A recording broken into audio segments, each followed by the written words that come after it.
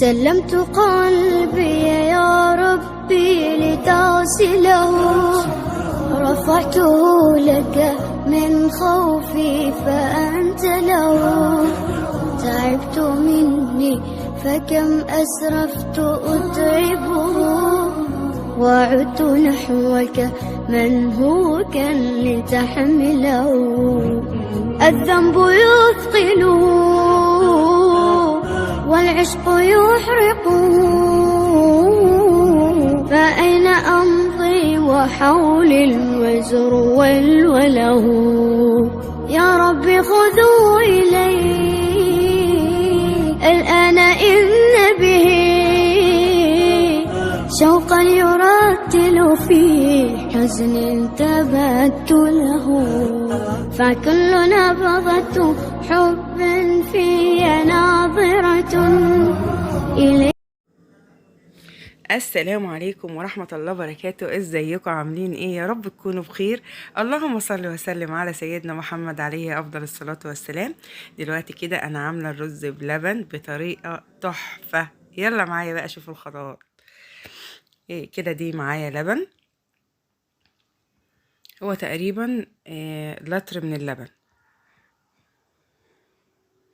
تمام، انا كده حطيته على النار اهون، وجايبه نص كوبايه رز كنت غسلاها ونقعاها، بس هي طبعا زادت شويه. دي نص كوبايه رز، مش كتير عشان الرز بتاعك يبقى جميل كده. غسلتها ونقعتها شويه وصفيتها بالميه بالمنظر اللي انتوا شايفينه ده. تفضل كده طبعا اقلب. انا مش هحط سكر دلوقتي ولا فانيليا خالص، عشان انت لو حطيت السكر من دلوقتي بيعمل معاكي كده في الحله بيعمل ليها قعريه وبتاع. فانت لا، تفضلي ايه، تقلبي كده السكر كده، تحطيه عند ما ايه، ما يبدا الرز معاكي باللبن يتلف كده شويه. فنفضل طبعا بالتقليب المستمر. وفي خطوه بقى، الخطوه دي اهم خطوه على فكره، لازم تحط على اللبن بتاعك كوبايه ميه. ليه كوبايه ميه؟ عشان الرز يستوي بسرعه. لو ما حطيتيش ميه الرز بتاعك مش بيستوي بسرعه ومبقاش حلو الصراحه. دي التركايه، كلكم لو جربتوها تعرفوا الفرق الصراحه. فيعني اللبن بتحط عليه كوبايه ميه وتحط الرز وكده وتقلبي زي ما انا بقلب كده، بيبقى تحفه. وطبعا في انواع رز، مش الرز بتاعنا المصري يعني في رز تاني مش بتغسل، عشان نسبة النشويات بتاعه بيبقى حلو قوي في الموضوع ده، بس طبعا هو مش متوفر عندي. فده طبعا غسلاه، فالنشا بتاعته خفت شويه، فانا لازم اضيف له ايه، معلقه نشا واحده. ليه بقى؟ لان انت لو ضفت نشا كتير بيبقى معاكي اكنه، بصي، كتله كده واحده، مش بيبقى زي بتاع المحلات. هو اي نعم اللي انا هعمله ده هيبقى احسن من بتاع المحلات 100 مره. فانتي بتحطي معلقه نشا واحده بس كده، ان هو يتماسك سنه بس. انما لو حطيتي نشا كتير بيبقى مكتل كده ومش بيبقى حلو، بيبقى كتله واحده جامد يعني. طبعا انا بقلب كده جامد كده بالتقليب المستمر كده، لحد ما الرزية بتاعتي تستوي كده في اللبن. شايفين معلقة النشا؟ شايفينها معلقة بالظبط، وخفاها بشوية مية او شوية لبن لو عندك. تفضلي بقى كده تقلبي. وايه بقى هنا بقى؟ دي كريمة، دي 3 معالق كريمة. الكريمة يا جماعة بتدي للرز ولبن طعم تحفة تحفة والله العظيم. يعني انا ولادي بقوا ياكلوا وتسلم ايدك يا ماما. السلام على كلمة تسلم ايدك يا ماما، متقدرش اقول لكم بقى بتعمل فيا ايه الصراحة.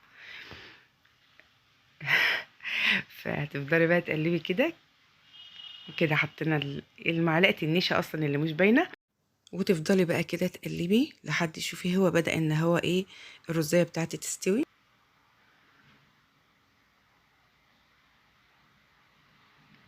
الكريمة انت بتحطها مش بتكلكع عادي يعني، حطها عادي واللبن سخن مش مشكلة. لسه ايه بقى محطنوش، لسه ايه، السكر بتاعنا والفانيليا كده ايه. شايفين الرز واللبن بقى؟ شايفين بدأ يتلف كده مع بعضه كده وايه، والرزاية تستوي كده وتبقى جميلة. شايفين نص كوباية سكر. انت عاوزة تزودي سكر زودي، بس بصراحة هو كده سكره حلو قوي. دي نص كوباية سكر.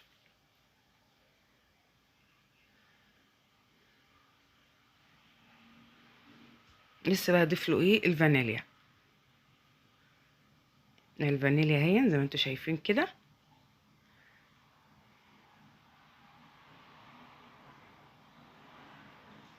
هو كده يعتبر كده خلاص بقى مية مية.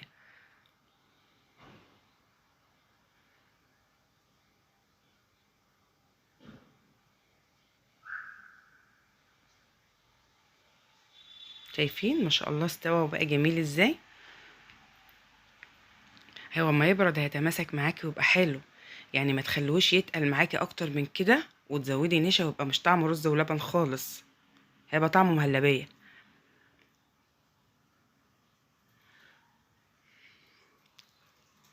كده خلاص اهو بقى انا ايه، يعني يعتبر كده دقيقتين كده بالظبط. ده يا جماعه اسمه الرز ولبن العشر دقايق، هو 10 دقايق بالظبط تكون عامله احلى شويه رز ولبن.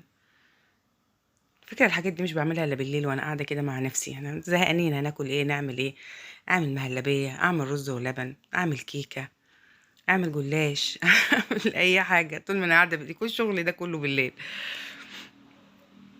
شايفين اهو ما شاء الله.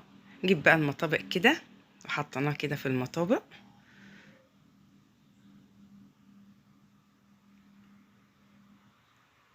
هنضيف له بقى كده، عندي جوز وعندي زبيب كده نحطه على وشه بقى. محلات ايه يا عم، محلات ايه، احنا رحنا فين؟ تعملي احلى شويه رز ولبن في بيتك كده، حاجه بصي مقدرش اقولك على طعامته وجماله كان عامل ازاي. وبالذات بقى اللي البرد بقى جاي والشتاء وطول ما احنا قاعدين بالليل عاوزين ناكل اي حاجه حلوه، فتقومي كده تعملي شويه اللبن اللي عندك، طبقين مهلبيه، طبقين رز ولبن، اي حاجه كده حلوه لاولادك. كده طبعا كده انا حطيت جوز وزبيب كده على وشه.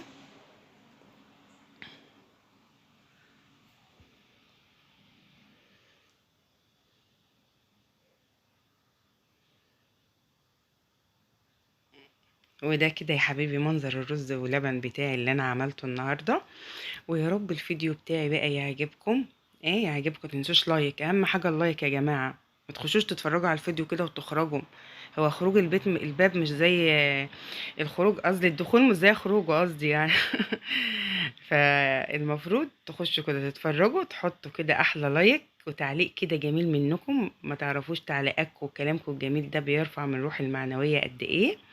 وده كده المنظر بتاعنا، وجربوا الطريقة بتاعتي دي هتعجبكم ان شاء الله ومش هتندموا. واشوفكم على خير ان شاء الله. السلام عليكم ورحمة الله وبركاته.